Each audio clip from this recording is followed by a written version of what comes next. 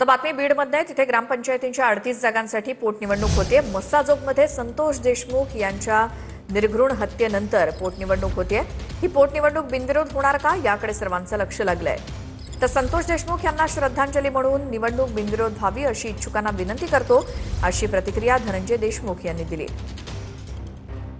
तुमचे बंधू सरपंच होते, त्यांच्या जागी आता कोण येणार याची चर्चा आहे। मात्र तुमच्या कुटुंबातला सदस्य कोणी ही निवडणूक लढवणार आहे का आणि काय नेमकी सध्याची तुमची तयारी आहे? अशा सर्व लोकांनी मिळून ह्या जे घर आहे संतोष अण्णांचं त्या ठिकाणी येऊन सांगितलं की आमचा तुम्हाला बिनशर्त पाठिंबा आहे। जे कोणी निवडणुकीला उत्सुक आहे त्याला देखील आम्ही विनंती करतो की ही निवडणूक बिनविरोध व्हावी।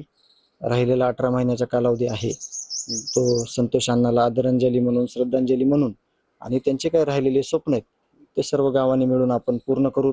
लवकरात लवकर 1 वर्षाच्या आत, 6 महिन्याच्या आत ह्या सगळ्या लोकांना शिक्षा व्हावी आणि केस संपवावी असा माझी अपेक्षा आहे आणि तसं झालं पाहिजे। येणाऱ्या तारखेपासून नक्कीच केस चालू होऊन लवकरात लवकर ही केस पुढे जाईल अपेक्षा धनंजय देशमुख यांनी व्यक्त केली आहे। कॅमेरा पर्सन प्रमोद सह मी अशोक काळकुटे, TV9 मराठी, मस्साजोग, बीड।